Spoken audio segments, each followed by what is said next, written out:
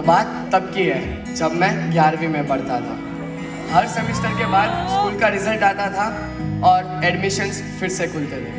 मैं और मेरे दोस्त साल में सिर्फ 2 बार पहली बेंच पर बैठते थे, एक स्कूल शुरू होने पर और दूसरा अभी। को एजुकेशन स्कूल होने की वजह से सुबह सुबह निगाहें सिर्फ दरवाजे की ओर थी। 7 बजे स्कूल शुरू होनी थी और 6:55 को आई वो जिसे पहली बार देखा तो आंखें खुली की खुली रह गई। क्लास की खिड़कियां तो बंद थी, फिर भी हवाएं मुझे महसूस हो रही थी। जब मेरी नजरें उनकी नजरों से टकराई तब ऐसा लगा कि एक अलग सा नशा था उनकी आंखों में कि जिसमें बह जाए कोई भी। ऐसी घटा थी उनकी जुल्फों में कि खो जाए कोई भी। ये सब 5 मिनट में खत्म हो गया। उसने अपनी सीट पकड़ी और क्लास शुरू हुई।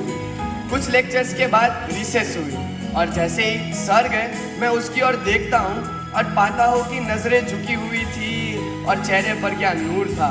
नजरें झुकी हुई थी और चेहरे पर क्या नूर था। उसकी सादगी में भी कितना गुरूर था।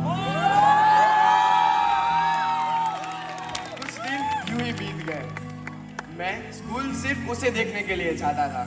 मुझे पता है कि उसे पता है कि मैं स्कूल सिर्फ उसे देखने के लिए आता था, मगर इस बात का पता वो मुझे बिल्कुल लगने नहीं देती थी।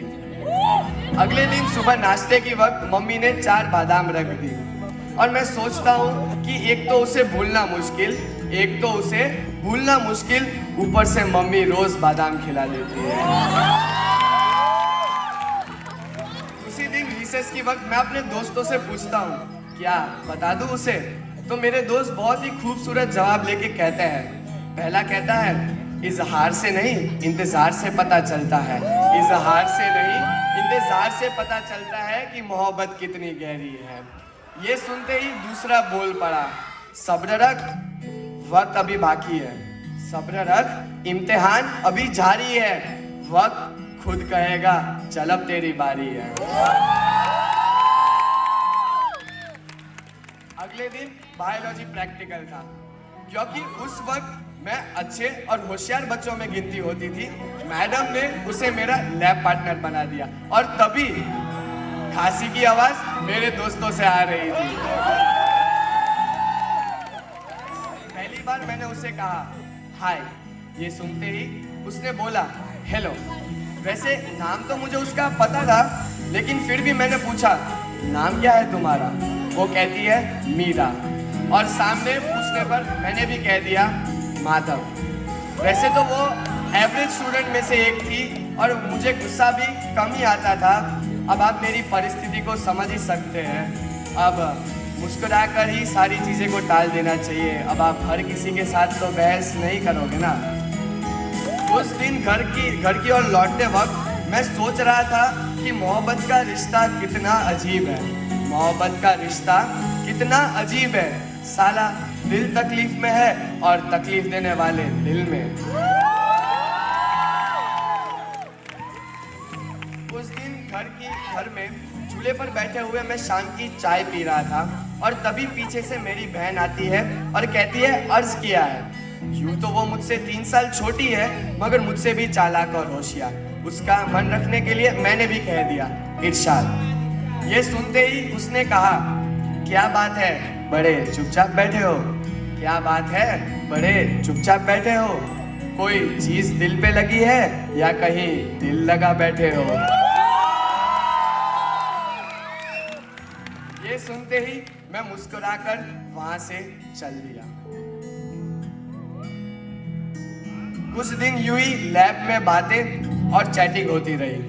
मुझे पता चला कि वो सिंगल है और उसे ये कि मैं लिखता बड़ा अच्छा हूँ। एक दिन उसने मुझे कहा कुछ सुनाओ, तभी मैंने जवाब दिया बसा कि किसी ने आना भी चाहा तो भगा दिया मैंने, किसी ने आना भी चाहा तो भगा दिया मैंने, बसा के तुमको दिल में कर्फ्यू लगा दिया मैंने। जैसे कि आप जानते हो कि मैं स्कूल सिर्फ उसे देखने के लिए जाता हूँ। एक दिन मेरी पेंसिल गिरी, लेकिन इस बार एक नहीं 2 नजरें मिली। पेंसिल तो मैंने उठा ली, मगर देखता हूँ कि सादगी तो देखो उनकी नजरों में, सादगी तो देखो उनकी नजरों में, हमसे बचने की कोशिश में बार बार हमें ही देखती है। ऐसी नजरें अब बार बार मिलने लगी थी, मेरी उनसे बातें अब और भी बढ़ने लगी थी। अगले रोज उसका जन्मदिन था, मैं उसके पास जाता हूँ और कहता हूँ हैप्पी बर्थडे। उसने कहा थैंक यू, मगर कहा तोहफा नहीं लाए मेरे लिए। मैंने कहा तोहफा तो नहीं लाया तुम्हारे लिए, मगर कुछ लव जरूर है। ये कहते ही मैंने उसे कहा क्या ऐसा हो सकता है, क्या ऐसा हो सकता है कि मैं तुमसे प्यार मांगू और तुम गले लगा कर कहो और कुछ। Thank you. एंड या one more thing, by the way she said yes.